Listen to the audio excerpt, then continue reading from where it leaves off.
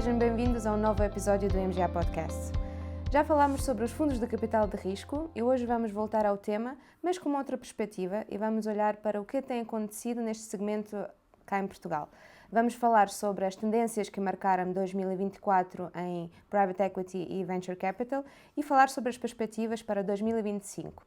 E para isso tenho comigo hoje o Tiago Geraldes, de volta, é o nosso diretor da Direção de Fundos de Capital de Risco aqui na MGA, para falar sobre estes temas. Olá, Tiago. Olá. Obrigado por teres vindo Muito mais obrigado. uma vez. E pronto, vou começar pela primeira pergunta que já abordei. Quais são as tendências que marcaram 2024 no segmento da Private Equity e Venture Capital? Bom, 2024 foi mais um ano de crescimento para a indústria de Private Equity e Venture Capital em Portugal. Continuaram a aparecer muito bons indicadores sobre aquilo que eram volume de transações, volume sobre gestão e, portanto, a indústria como um todo tem mais um ano de crescimento que acumula sobre os anos de crescimento que tem vindo a verificar desde 2015-16, em que começámos a voltar a ter uma vaga de investimento em Portugal em Private Equity e Venture Capital. Tivemos mais transações maiores, existem muitos exemplos interessantes de transações em Portugal que até ganharam muito relevo a nível mundial. Estamos a falar de mais um unicórnio, a Sword Wealth, por exemplo, a Cellmabs, uma empresa de biotecnologia, que foi considerada a maior saída de biotecnologia na Europa em 2024 pela PitchBook. Portanto, bons exemplos. Mas nem só a biotecnologia viveu este mundo, ou de medtech, também tivemos saídas em outro tipo de setores, como tecnologia, com a Vision Box, entre outros, e, portanto, tudo isto mostra que o ecossistema em Portugal está a funcionar e está a conseguir ganhar visibilidade fora de Portugal, que é o mais importante. Nós costumamos dizer sempre que, até às nossas potenciais participadas, Portugal é um excelente país, mas se queremos ser grandes temos que jogar o jogo no contexto global ou no contexto europeu, senão não funciona. Portanto, boas indicações e dizer também que não é irrelevante aquele papel que foi tido por aquilo que são os fundos de CIFID e a participação dos Golden Visas na aportação de capital aos fundos de Private Equity e Venture Capital em Portugal. Porquê? Porque são formas de capitalizar as sociedades todas, de capitalizar os fundos de capital de risco, que depois eles próprios vão, procurando oportunidades, vão estimular o ecossistema. E, portanto, estas formas de capitalização que foram criadas, algumas que manter-se-ão, outras não, são bastante importantes para gerar massa crítica. E isso está a aparecer. E, portanto, tem sido muito positivo. Já agora, também saliento que não é irrelevante, e há um conjunto de rankings e de estatísticas que mostram isso, o papel que as universidades portuguesas têm vindo a ter. Eu, hoje em dia, quando falo com investidores, principalmente estrangeiros, saliento o facto notável de que nós temos 6 universidades em Portugal entre as 100 melhores da Europa. É verdade. O que é desproporcional para o país, mas é parte do ecossistema. Nós falamos de uma coisa chamada ecossistema que ninguém sabe bem o que é às vezes. Não são só os investidores e as participadas, é tudo o que anda à volta. E isto tem vindo também a evoluir muito favoravelmente. Muito bem.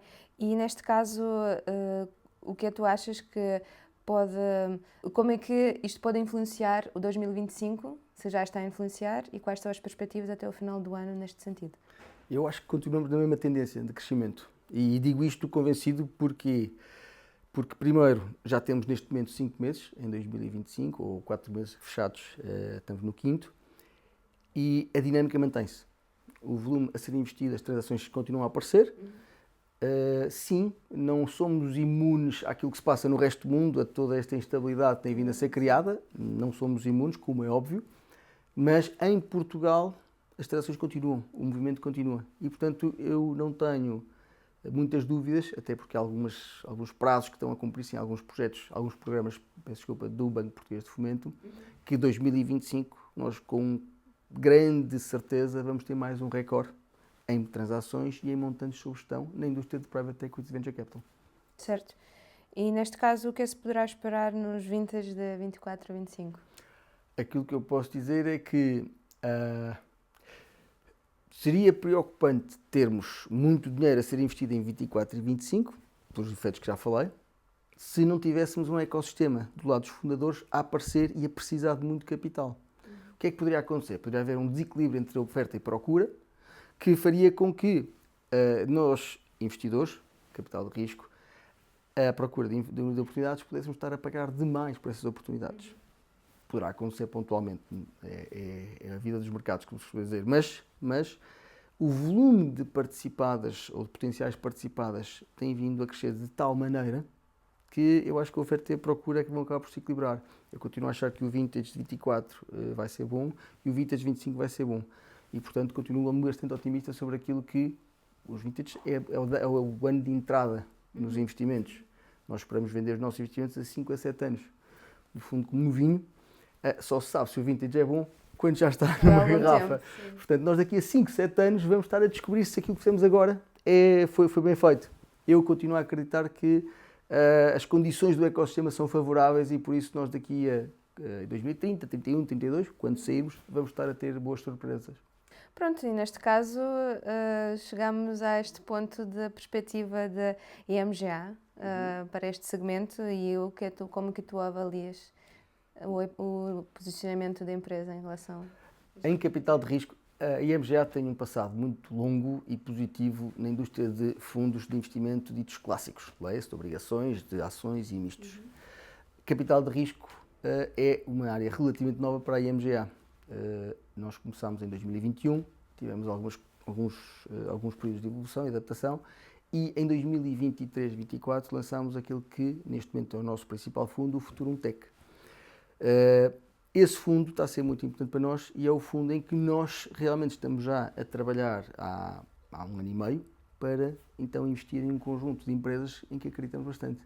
E é nesse sentido que nós somos um newcomer com muita vontade de crescer, porque se a nossa cota natural na indústria de fundos de investimento é da ordem ou superior a 20%, em capital de risco ainda temos muito para fazer para lá chegar. E, portanto, o nosso posicionamento terá que ser sempre de, primeiro, assumir a nossa posição de newcomer, mas fazê-lo com a maior vontade de crescimento possível. Vamos lançar alguns fundos no futuro, mas já lá chegaremos. Depois, garantir que aquilo que estamos a fazer permite um crescimento sustentável. Seria para nós muito bom se conseguíssemos cumprir as nossas métricas, que são de, daqui a 3 a 5 anos, estamos num top 10 ou top 5 em termos de capital de risco em Portugal. Seria ir ter a nossa posição, vamos chamar natural, mas tem que ser feito um caminho e se o fizermos, será um bom caminho.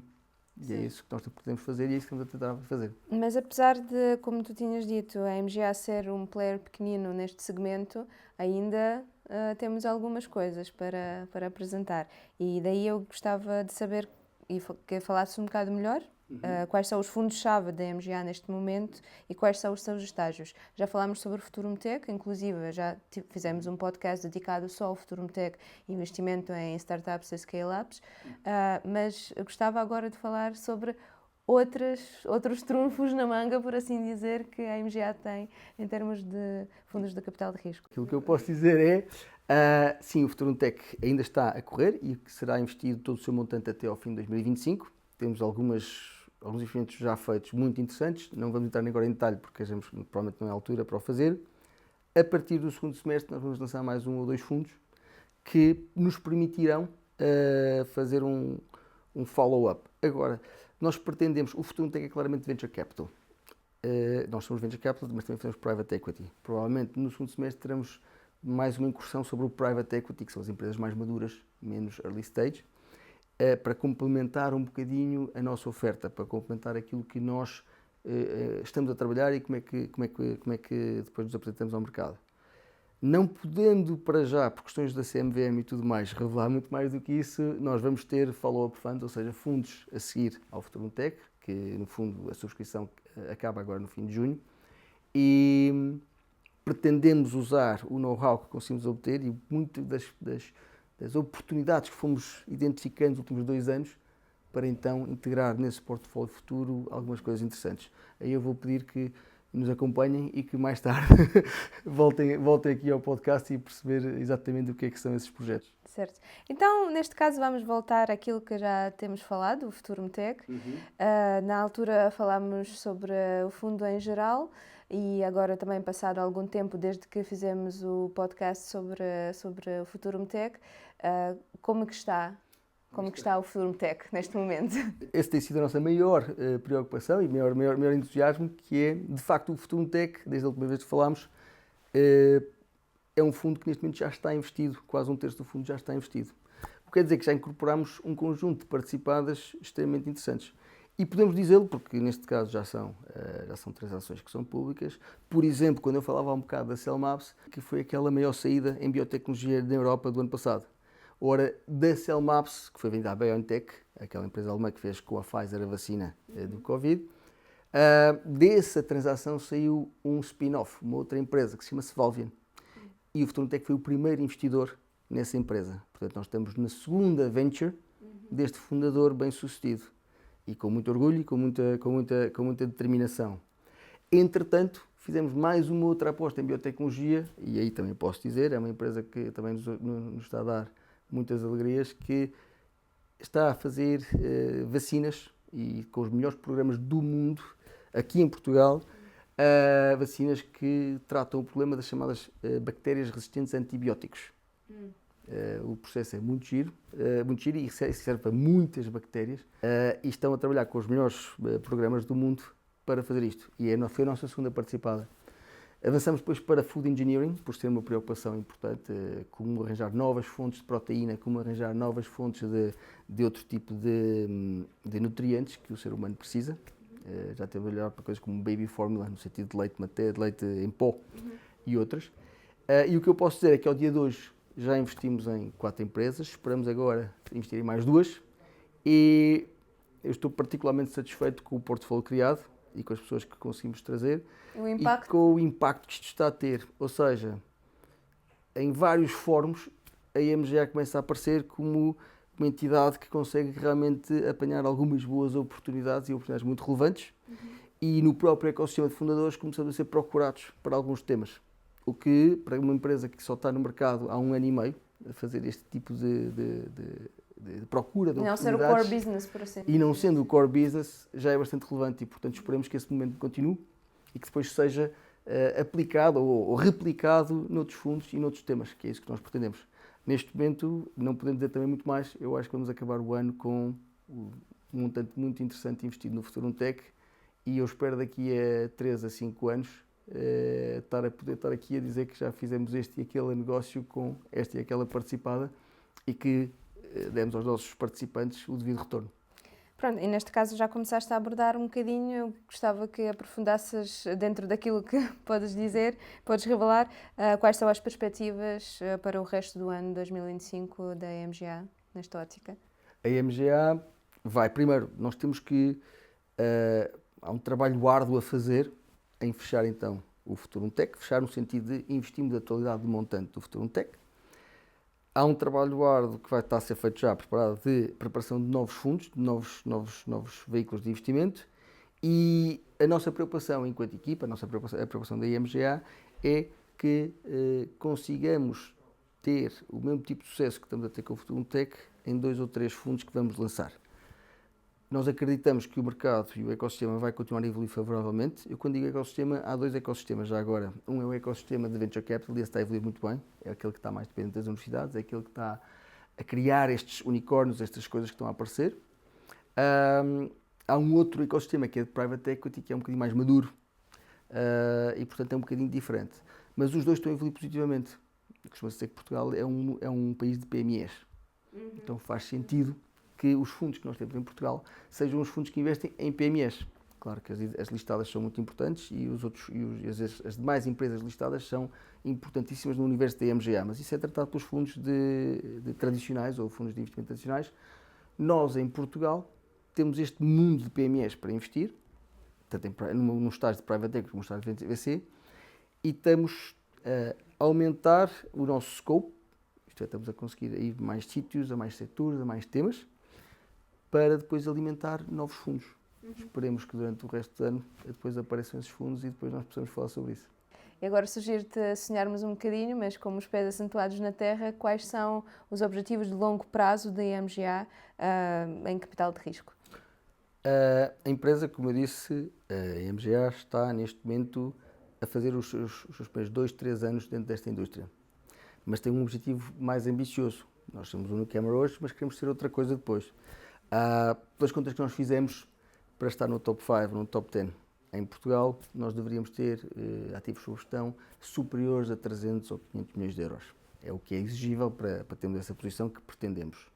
E, portanto, se hoje estamos ligeiramente abaixo de 100 milhões de euros, porque estamos muito novos no mercado, o que nós pretendemos é triplicar a 3 anos. Assentos no chão. Temos que os ter, vamos ser sustentados na forma como lá chegamos, mas aquilo que temos em pipeline, ou seja, as oportunidades que estamos a ver, deveriam permitir atingir esse tipo de valores e em 2, 3 anos conseguir realmente ter uma posição que é mais aquela que procuramos. A indústria de capital de risco, tal como a indústria de outro tipo de fundos, vive de escala. E, portanto, tudo funciona melhor quando temos um determinado tipo de escala. É preciso atingir essa escala, nós temos consciência disso e estamos a preparar tudo para realmente termos essa escala. Se as coisas corressem, agora a versão sem pés assentes no chão, se as coisas corressem realmente bem, nós deveríamos apontar a 3 a 5 anos para um valor acima de 500 milhões de ativos sob gestão. Não pode ser o único objetivo. Os nossos participantes, aqueles que entraram agora, têm que poder testemunhar nos seus portfólios, nas suas carteiras, a progressão. E, portanto, há 2 objetivos. Um é crescer em termos de montantes de gestão, o outro é garantir que o capital investido, que ajudamos as nossas participadas, naquele que já foram volumes ou montantes investidos, que as ajudamos a evoluir como estava projetado. E, portanto, a equipa acaba por ter 2 objetivos. Um é crescer em montante, porque isso é o que nos posiciona como players na indústria. Uma coisa completamente diferente é garantir que os nossos participantes estão a receber aquilo que lhes foi prometido, tanto quanto possível. E, portanto, são 2 objetivos que nós vamos tentar conciliar e que estamos a fazer o nosso trabalho todo para conseguir chegar lá. Muito bem, Tiago. Muito obrigado por teres vindo. Assim, vamos fazendo este balanço de vez em quando. Portanto, acredito que vamos nos próximos episódios ainda para fazer novos balanços ou provavelmente revelar novas coisas. Outras coisas. Obrigada, Sim, Tiago. isso. Obrigada. Muito obrigado. E muito obrigada aos nossos seguidores e nossos ouvintes por estarem connosco deste lado. Se quiserem saber mais sobre o Fundo Futuro Metec e outros fundos de IMGA, podem entrar no site e encontrar os contactos diretos do nosso departamento comercial. Não percam o próximo episódio e até lá desejamos a todos bons investimentos.